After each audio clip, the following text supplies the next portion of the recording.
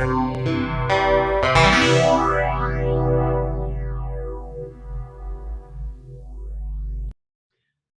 so welcome back, everyone. So as I said in the introduction to this morning, we're going to be looking at some aspects of the Buddha's life as depicted in the very early discourses.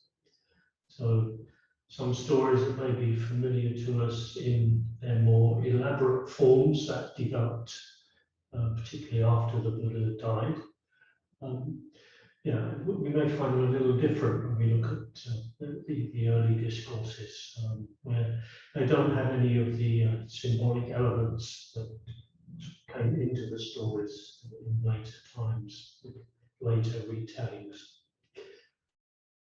So today is Wesak Day, the day when we celebrate the Buddha's enlightenment. Also in some Buddhist traditions, it's where the Buddha's birth is celebrated. And it usually falls on the full moon day around mid-May to early June.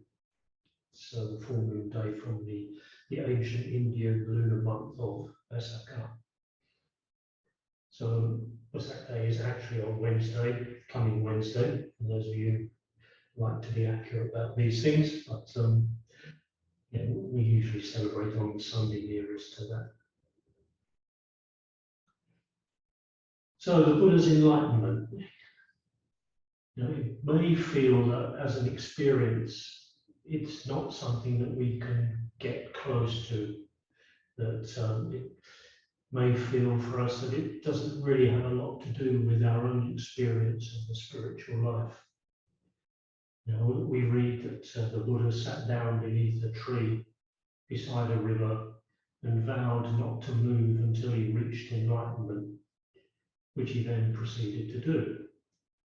For us, it can often feel like an achievement just to sit and meditate for 40 minutes without being too distracted. And the idea of sitting without moving until we achieve something like enlightenment is just so far away that we can't relate to it.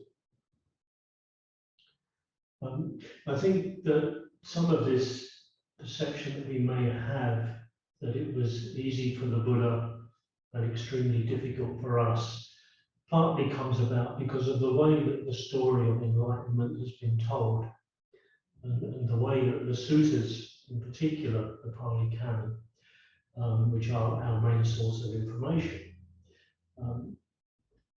are not in any way really chronological. It's difficult to follow a path through the suttas from one to another.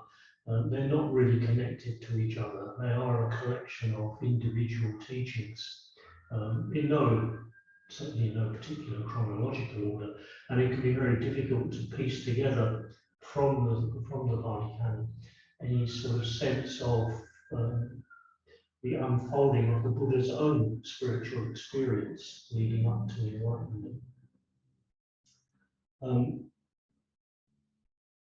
So for us, most of the story that we have comes from what was put together after the Buddha's passing. A lot of it comes from the commentaries and from non-canonical sources, whereas I say a lot of other elements got mixed up into the story. Folk tales got woven into the story of the Buddha, as well as a lot of symbolism being brought in. So with the help of Analio, who some of you may have read, is a very keen scholar of the early discourses, and in his book, A Meditator's Life of the Buddha, he's gone to great lengths to draw out those sources from the early discourses that we can use to piece together something of the Buddha's experience before he became enlightened, so his experience leading up to his enlightenment. And that's really what I want us to look at this morning.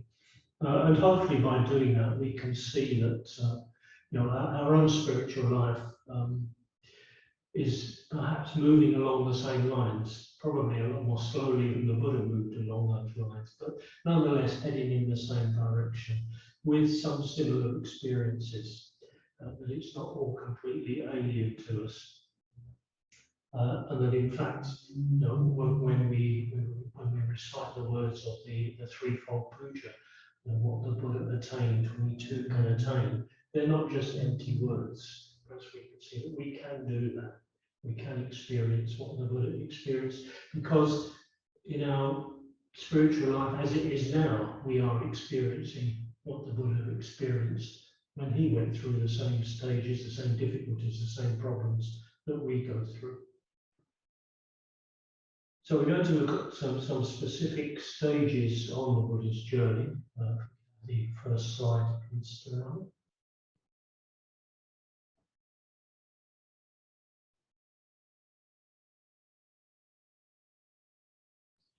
So we're going to look at the Buddha's going forth, his ethical practice, his initial meditation experiences, and then his deeper meditation experiences, moving on to his practice of asceticism, and finally enlightenment itself.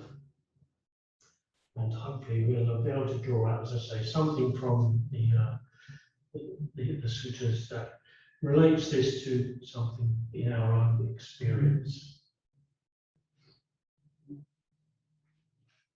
So, starting with going forth, a couple of quotations here. So, first of all, the story of the Buddha actually leaving home. The story leading up to this, I beg your pardon. So this is the Buddha's, before he became the Buddha, of course. This is Siddhartha Gautama's experience. This is the life he lived before he took up the spiritual path. And it was a life of extreme luxury, as we may have already heard, you may already know, being the son of a ruler of what is thought to be a republic in a sense. It wasn't a monarchy. His father wasn't a king, but he was a very important person within a particular community, and obviously very wealthy. And his son was brought up with all of the advantages, all of the benefits of being born into that type of family. So during the summer season, when it was extremely hot, of course, there was a mansion up in the hills that the Buddha could retire to, where the climate was much more amenable, and his every whim was catered for. If he wanted to go out, well, he didn't just go out; he went out with an entourage of escorts. So it's 30 horsemen, some mounted in front, some riding behind, to escort him wherever he wanted to go. So he was very much, say, a celebrity, a very, very important figure in his community. And he had power, and he had everything that came with power. He was able to indulge his pleasure in whatever way he liked. There were no restrictions on him. So this is the kind of background that this person who would eventually become the Buddha actually had, a background of extreme luxury and privilege and power. If we could go on to the next slide, please. So even though he lived this extremely privileged life, it didn't mean that he was necessarily happy. Everyone knows, we say money can't buy happiness. But most of the time when we say that, we often caveat that with that we'd like to give it a try sometime. But the Buddha had tried it, he lived it, and it didn't work. He still felt a sense of unease, he still felt a sense that things weren't right. And he realized that he, like everyone else, was subject to sickness, old age, and death. And having reflected on these conditions, he realized that his wealth and his privilege couldn't protect him from any of that. It didn't matter how many palaces he had, it didn't matter how many servants he had, it didn't matter how many horsemen rode in front of him and behind him every time he went out. He was still liable to become ill. He would definitely grow old and he would eventually die. So all of his power, his privilege, didn't count for anything in the end. Um, Also, a couple of other points added on to this particular um, text, and it says that the Buddha realized also that he was subject to worry and sadness. So, as I say, his life wasn't entirely full of joy and happiness because of all of his power and privilege. He still experienced worry, anxiety, and he still experienced sadness. And he still experienced defilement. In other words, his behavior wasn't always pure, that he realized that he was subject to behaving badly, just like anyone else.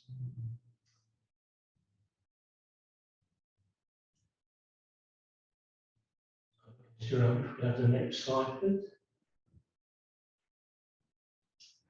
So Siddhartha Gautama decided to do something about this.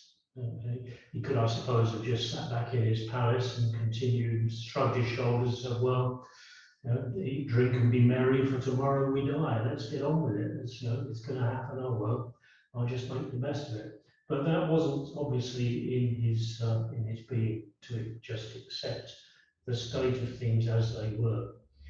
He wanted to find an answer. He wanted to find something that was free from the afflictions of disease, old age, death, that would be free from this experience of anxiety and sadness and of defilement. And of course, the name that's given to that is nirvana, this state of being. I think it's important to be clear here that when the Buddha to be, or the Buddha himself later was speaking of being free from disease, old age, and death, didn't mean that those things weren't going to happen to him. What he was really talking about was being free from the pain and suffering that those things would cause. Because we know from later accounts that when the Buddha was an old man, he spoke about how his body was like a broken down cart held together by bits of rope, and how he frequently experienced severe pain in the body. But the point is that he was free from being caught up in a reaction against those bodily feelings. They were simply bodily feelings that he could deal with without getting caught up in a negative frame of mind around them. So I think this is what this is what we're talking about here. It's not that we're talking about somehow reaching a state where you're physically going to carry on in perfect health and never die. So just so we're clear about what we're talking about. And so Siddhartha tells us that he describes himself as a young lad with clear skin and dark hair in the prime of youth, 29 years of age. So still a relatively young man by our definitions, and presumably by the definitions of his time as well, that he was still considered a young man.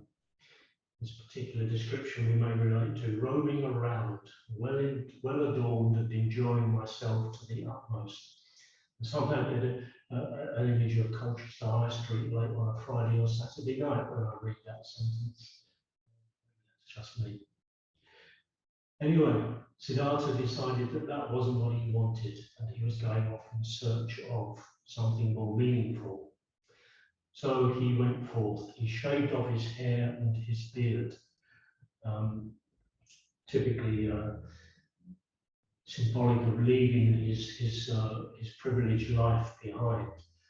His hair and his beard, evidence of high status and his power and position, whereas the shaved head of the wandering mendicant indicates a man who has nothing.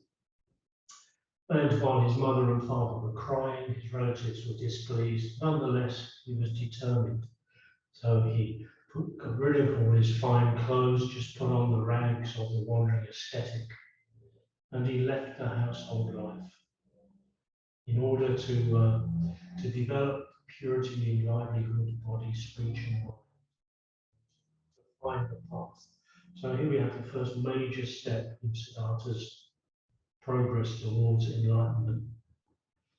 Now, going forth for us, of course, may not be as dramatic as shaving our heads and leaving the home and wandering the streets, homeless, living, wearing rags and dependent on food that we beg. But nonetheless, there is an element of going forth, of this going forth in our own practice, I'm sure. And we can discuss this when we go into our groups a little more fully about just how going forth manifests for us. It certainly be somewhat different, or for most of us, somewhat different to what it meant in the Buddha's day.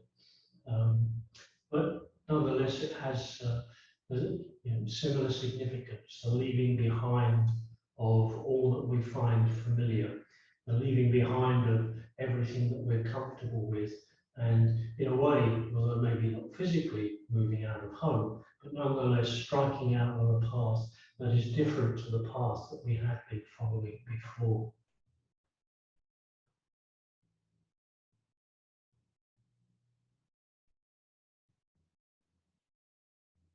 So if we will move on from there, we'll start to look at the Buddha's ethical conduct. So we can go on to the next slide, please. Thank you.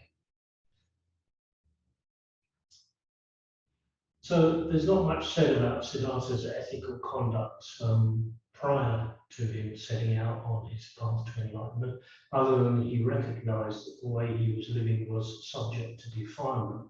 So he obviously recognized that there was a tendency there towards behaving unskillfully, towards behaving badly, towards behaving selfishly, perhaps, or without consideration of others. None of that would be very surprising to find in someone who lived such a privileged and self-centered lifestyle. But we start to hear a bit more about Siddhartha's engagement with ethical practice once he's left home and once he's taken up the life of the wandering ascetic. And here we have an indication that ethical practice, as far as Siddhartha was concerned, at this early stage, related really to bodily conduct, verbal and mental conduct, and livelihood. So we don't necessarily have the fully worked out precepts that we find later, but they're still contained within this account of bodily, verbal, and mental conduct. So the precepts themselves break down into precepts of body, speech, and mind. And, so here we have from this first text the recognition that that if one's ethical conduct is impure, then our efforts at leading the spiritual life, as it says in the text, are in vain, they're not genuine, and we will experience fear as well as evil and unwholesome states. So it paints quite a strong picture of what it means to lead an ethical life that is not as skillful as we can possibly be. That if we're not careful about our bodily actions, about our speech, and about the way we think, if we're not careful about how we support and sustain ourselves, if we don't take care to be as skillful as possible, then that's going to undermine all of our spiritual practice. That our efforts will ultimately be in vain. Our practice will not be genuine. There'll be no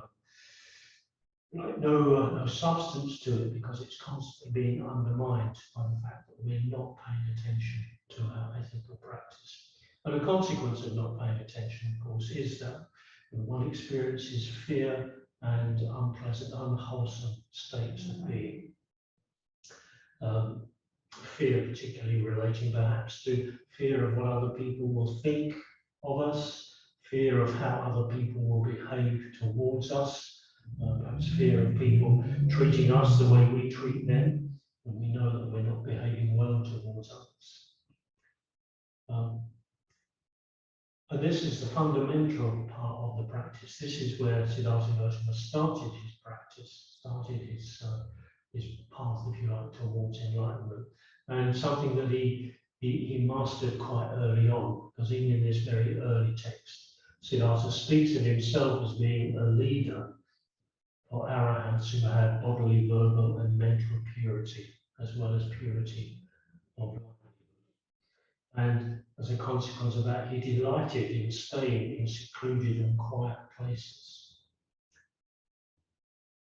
So Siddhartha claimed to have this mental, verbal, and bodily purity, this sound ethical practice, right at the beginning of his spiritual path. And there's a little piece of a sutta here at the bottom of the page, which I think summarizes, well, why be ethical? And this just takes what became the first precept, if you like, as an example. The sutta goes on to say much the same for the other precepts as well. But if someone wishes to kill me, that's not enjoyable to me. What is not enjoyable to me, for another, it is also like that. So how could I kill another? So quite a simple chain of logic there, of reasoning. I don't want to be killed. If I don't want to be killed, then obviously other people don't want to be killed either. So how could I bring myself to kill someone knowing that it's something they don't want, just as I don't want it? And so having thought that, one undertakes not to kill living beings, and one does not enjoy when living beings are being killed. And we then just say it repeats that for the other precepts as well.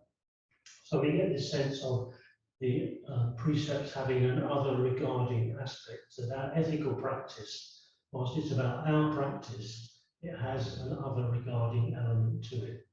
That we can reflect that our ethical behaviour is harmful to others. We don't want to be harmed, so why would we harm others in our ethical practice?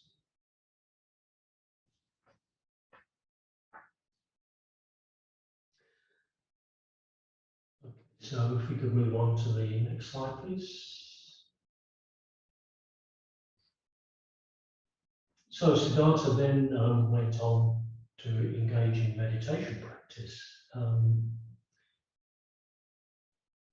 The sense is from what we know of the Buddha's era that there were two main paths that spiritual seekers would follow. There was the path of meditation and the path of asceticism. So Siddhartha recognized the importance of the mind to making practice, and he decided to engage in the meditative path to see if that would lead him to enlightenment. There are various accounts in the canon of Siddhartha's meditation practice and how he worked his way up from beginnings of meditation right up through to engaging in the highest of the dhyanas, formless dhyanas. And through all of that, he recognized the importance of the mind and how what one thinks is of crucial importance in how one develops, how one grows in the spiritual path. So in this particular extract that we have here, the Buddha recognizes, or Siddhartha recognizes that if one thinks many thoughts without sensual desire and abandons thoughts with sensual desire, then because of thinking many thoughts without sensual desire, the mind in turn delights in that. And he says the same for ill will and for harming. So this leads into a well-known saying of the Buddha that what one thinks, that one becomes. So we become what we regularly think about. If our thoughts are always turning towards sense desire, if we're constantly craving and seeking out sense desire, thinking about sense desire, then our mind becomes fixed in that way of being.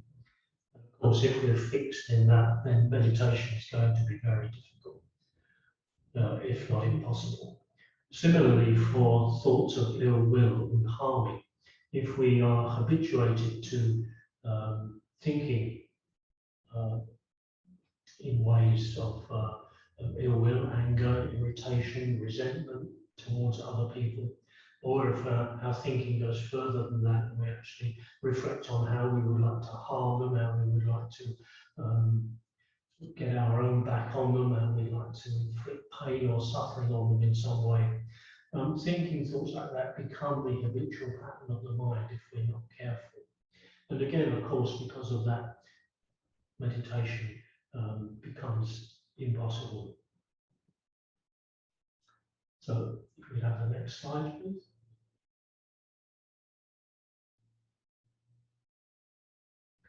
So here's Buddha reflecting back on how he dealt with thoughts of sensual pleasure. And so before he went forth onto the path, before he left home, he said he could easily obtain the 5 chords of sensual pleasure. That simply means pleasure through all of the senses: sight, sound, taste, touch, smell. He had no problem obtaining pleasure through all of those senses. He could do that easily and without difficulty. He could obtain that. Obviously, because of his privileged background, he didn't have to struggle to make ends meet. He didn't have to worry about how he was going to put food on the table, or how he was going to continue to provide a home for him and his family to live in. All of that was given for him. So he simply had to concern himself with doing what pleased him, and he did that easily and without difficulty. But subsequently, he gave up sensual pleasure when he left home to train on the spiritual path. And he gave it up because he could see the disadvantage, sometimes expressed as the danger, in indulging in sensual pleasure. He could see how sensual pleasure, or the desire for sensual pleasure, arises. He could see what he got from it. There is gratification in sensual pleasure. He didn't deny that. But there was a disadvantage, a danger. That is, of course, that one gets habituated to it. One gets addicted, as it were, to sense pleasure through whatever way that arises. And one wants more and more of it. Whenever a particular experience ends, then one wants to repeat it, or one wants another experience of sense pleasure. And so he saw how this arose out of this craving, this desiring.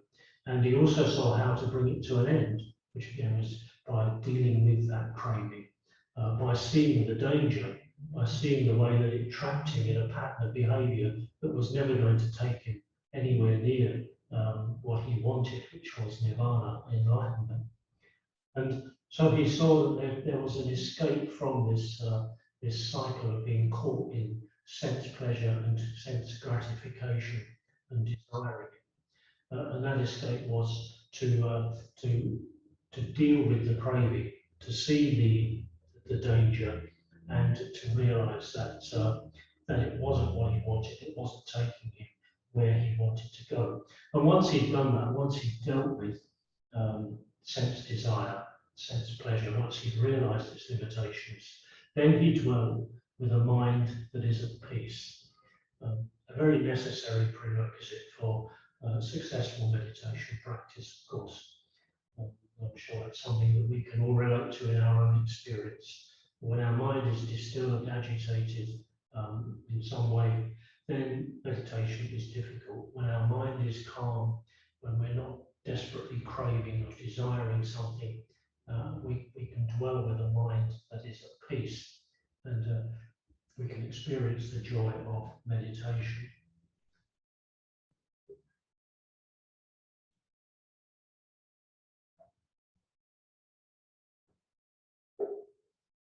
And of course, the example we're given here is sense pleasure, but that was also related to the other, what we call the hindrances to meditation, which include ill will, restlessness, anxiety, sloth and torpor, and doubt. So, those of you who've, I'm sure you all have, you've all This class is where we've spoken about the hindrances. In fact, it was our topic just recently on Wednesday night. All of these hindrances, all of these habitual patterns of thought that are there all the time in our minds, all get in the way of uh, meditation practice, and they all have to be dealt with. It's clear, I think it's important here to point out that the Buddha wasn't denying the experience of pleasure.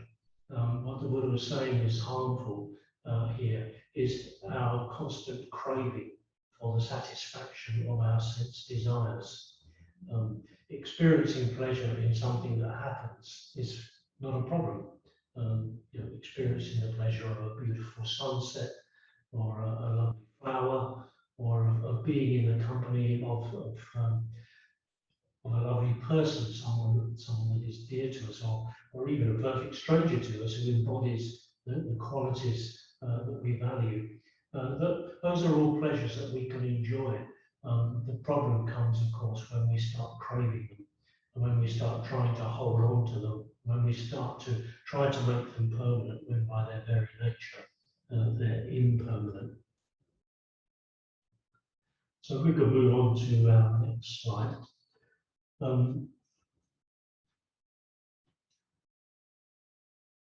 So having, as it were, mastered the early stages of meditation practice, the Buddha to be then engaged in the deeper levels of meditation practice, or I could say the higher levels, the higher stages of consciousness. So Siddhartha thought that the way to what he was seeking, this going beyond old age, sickness and death, may lie in taking meditation as far as it can go. And so he went to practice with two renowned meditation teachers of his time, who taught the higher states of dhyana, the formless dhyanas as they're called. I'm not going to go into detail about them this morning, but just to say they are very elevated states of consciousness. And the Buddha engaged, or the Buddha to be, engaged with their practices. But it wasn't straightforward. Sometimes we can get the impression that he simply joined these teachers, sat down to meditate with them, and that was it, job done. But he experienced difficulties along the way, and as this example shows us, this extract. So although he practiced diligently without negligence, his body was tranquil and settled. He had right mindfulness and right comprehension, was without confusion, and he attained concentration and mental unification. Well, we might think that's perfect. That sounds like the perfect description of meditation practice. If I was sitting like that, I'm sure I would be way up in the dhyanas. And the Buddha to be certainly was. But then a thought occurred to him. This thought happened to be, what in the world does not exist? Can I see? Can I know that? And immediately, just a little bit of doubt arose in his mind. And because of that doubt, his concentration was lost. It was gone straight away. His inner eye, his perception of the higher stages of consciousness disappeared. And his experience just completely disappeared because of that little moment of doubt. So Siddhartha Gautama experienced that moment of doubt, which brought his meditation practice to an end. Just as we often have experiences that we think we're getting somewhere with our meditation, and immediately we have a pleasant experience, we grasp onto it. Oh, this is good. I like this, and that's it. It's gone. And then we spend the next few months vainly trying to recapture that experience that we had, rather than getting on with the experience we're having. But here we see that Siddhartha too had the same sort of experience, that he could get into these states of concentration, and something would switch in his mind, and it was gone. And he had to work with that.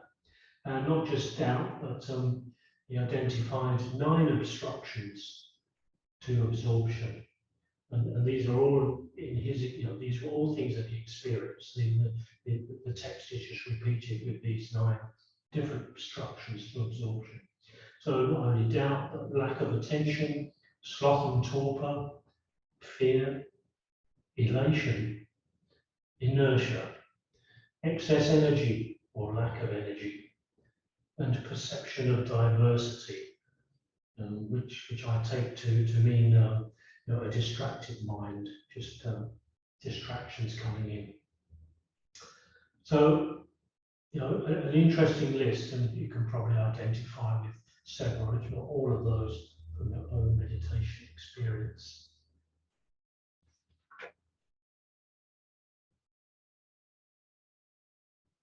So, eventually, from the sutras, we know that Siddhartha did achieve these higher levels of consciousness that he was seeking through these teachers.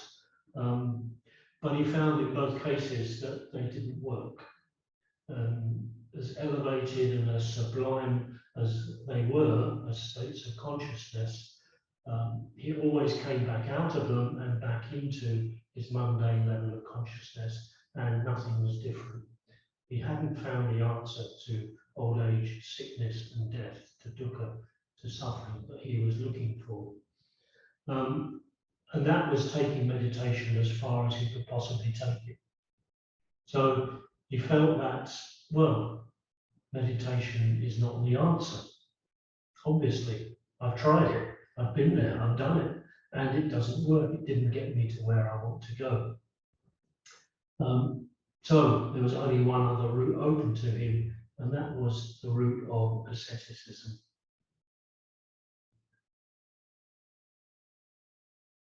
So turning away from meditation and deciding to see if he could find the true path through ascetic practices. That's mortifying the body, basically. It's a traditional for spiritual advancement that's not unique to Buddhism by any means. It existed in the Buddha's time, it existed before him, and has existed in other religious traditions after him. This idea that by mortifying the flesh we can free the soul or free the spirit. And it's still a practice in India certainly, and probably in other parts of the world today. It's still recognised as a way of spiritual practice. So from the sutras we can work out that Siddhartha engaged in 3 types of ascetic practice. He engaged in forceful mind control, in breath control, and in fasting. And in this first extract here, we see Siddhartha engaging in forceful mind control. So having found this place to meditate, a very beautiful spot by the sounds of it, lovely description of this space by the river Naranjara. Obviously clean, clear water because it has a gravel bed, so it's not a muddy old pool, but it's a beautiful, clear, clean, flowing river. Green grass, adorned with various trees. Just paints such a lovely picture. And Siddhartha went there, sat down beneath a tree, and set up his meditation practice. And he was determined that he was not going to let his mind drift away. He was not going to let his mind wander. He was going to force his mind to stay focused. And so, with teeth clenched and tongue pressed against the roof of his mouth, he dominated, constrained, and overpowered his mind with his mind. Such was the effort that he put in that sweat poured down from all his pores. So he was really, really trying. This wasn't a half-hearted attempt at not giving in to a wayward mind. This was really putting everything that he had into it. And to some extent, it worked. Energy was produced. His body remained calm and not agitated. He was mindful. He was concentrated. But again, despite putting all this effort in, the meditation didn't take him anywhere. It didn't take him where he felt he needed to go. It didn't get him any closer to an answer. His meditation would finish, and apart from being covered in sweat, he was right back where he started from. It hadn't brought about any lasting, permanent realization or change or anything. It was just the same as when he was with his meditation teachers. So, having decided that trying to forcefully control the mind was not the way forward for him, he then thought he'd try breath control. So we have the next extract. So again, he decided that he would meditate on the breathless meditation. And it says here he stopped his inhalations and exhalations through the mouth and nose. So I'm not quite sure how one manages to breathe if not through the mouth or the nose. I guess there is physically a connection between the ears and the back of the throat, so maybe that's how it was done. But anyway, it's not a pleasant experience, as you can see, because as he says, having stopped exhalations and inhalations through the mouth and nose, all the winds struck my head and there was an excessive headache in my head. It was as if a strong man were to strike the head of a weak man with the tip of a sharp iron sword. So painful, not a pleasant experience at all. Again, he was able to meditate. But again, it didn't get him anywhere. It was not able to bring about the result he was looking for. So his last attempt, the last thing he had to do was to try fasting.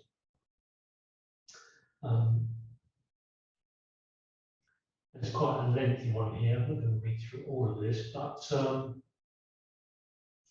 basically the Buddha just cut his food down. Well, the Buddha to be, sorry, Siddhartha, he just cut his food down less and less and less until his body became extremely emaciated, as it says. His limbs were like jointed segments of vine stems or bamboo stems. His backside became like a camel's hoof. Spine stood out like a string of beads. His ribs like the rafters of an old run-down barn, and so on.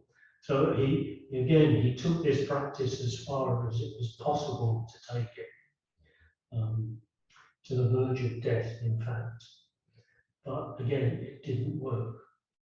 It didn't get him anywhere apart from wrecking his health and, as I say, bringing him onto to the very verge of death.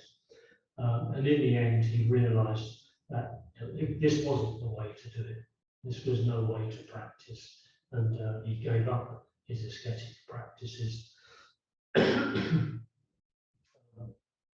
Those of you who are familiar with the story may remember that this is the point where his 5 companions abandoned him because they thought by giving up this attempt at virtually starving himself to death, he was reverting to luxury because he decided to eat enough food to keep his body going. So he tried the 3 methods of asceticism that were available to him, and none of them worked. And there's an explanation for why he did this. We can go on to the next slide.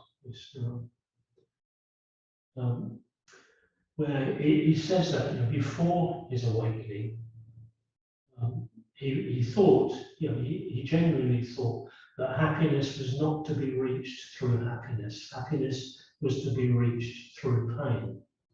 Again, this comes back to this idea that enjoying something is a weakness, and it's an attachment. And that if we experience happiness and pleasure, then we're caught up in the mundane world, and we can't really engage with the spiritual life. But the only way to engage with the spiritual life is through mortifying the body, through experiencing pain.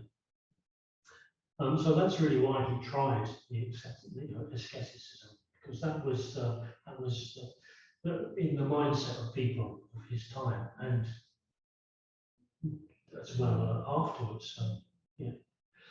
But that somehow, pleasure is always bad, and it's only through pain that we can experience spiritual benefit. Of course, Siddhartha had tried that, and it hadn't worked. He knew that seeking pleasure didn't work. He knew that from his life before he left home. He'd now found out that totally denying the body, in fact, seeking pain, also didn't work. That there was no benefit to be gained from that. And that meditation, as far as he'd been able to take it with his teachers in the way that he'd done it, also wasn't working for him. One gets the sense there was an element of forced practice there as well, this denial of pleasure. And then we have this story of the rose apple tree. So a story relating, depending on where you read this story, which particular sutta you read it from, it puts it at different stages in the Buddha's life. Some have it as happening when he was a child. This one puts it after he left home, when he first set out on his spiritual quest. Either way, it shows something very important, whenever it actually happened. So Siddhartha sat down in tranquility under a rose apple tree in its shade and coolness, and being secluded from the defilement of sensuality and unwholesome states, with application, with joy, with happiness, born of seclusion, he realized first dhyana, first concentrative absorption. And this is when he had his real breakthrough. This is when he saw that, in fact, not all pleasure is bad, not all pleasure is unwelcome or unskillful, that there is a joy and a happiness that arises out of positive conditions, out of a positive frame of mind, that's not based in craving and wanting, that is simply based in being at peace, being calm, being settled, and simply being with one's experience. And then one can experience that joy and happiness that arises from a concentrated mind. And that leads naturally into these higher states of concentration that we call dhyana. And this is when Siddhartha realized that this was the path he had to follow. That his path of denial, both denial of pleasure and denial of the body, was not working. What he needed to do was engage with his experience in a positive way.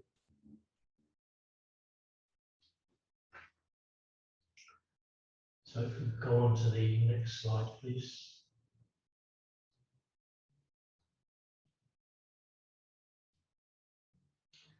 So here now, we've jumped a little bit. He is now actually the Buddha. Siddhartha has become enlightened. He's reached full awakening. He's just reached full awakening, as it says. And he knows it. And I am now liberated from ascetic practices. I'm now well liberated from ascetic practice. So he knows that he has that he's gone beyond having to practice asceticism. That all his practice in the past has borne fruit, and he's gained unsurpassed awakening. And it then says that Mara approached him and said to himself, I'll approach him to give him trouble. Mara always crops up when he thinks that he can cause the Buddha some trouble. And Mara quotes a verse to the Buddha now about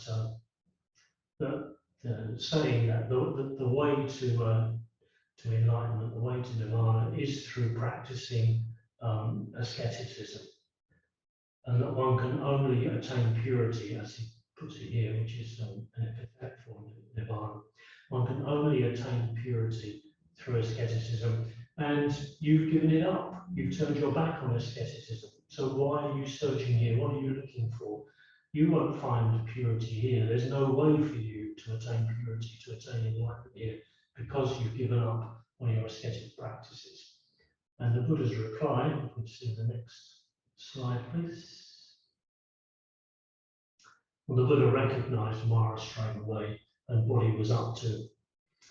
And the Buddha's reply is, I understood that the cultivation of all ascetic practices is altogether pointless. He said, I've done it, and it was pointless. In the end, one does not gain benefit from practicing in the way that I tried. It's just like a bow that only makes a sound. It's useless, it's ineffective. How did the Buddha attain his enlightenment? He says, morality, concentration, learning, and wisdom are the path. As there, I'm sure, the very familiar threefold path that we practice: ethics, meditation, wisdom. And the Buddha says tomorrow, all of these I've already cultivated. I have attained the foremost purity, a purity that is unsurpassable. So that's the way to enlightenment, that's the way to nirvana. Ethics, meditation, and wisdom.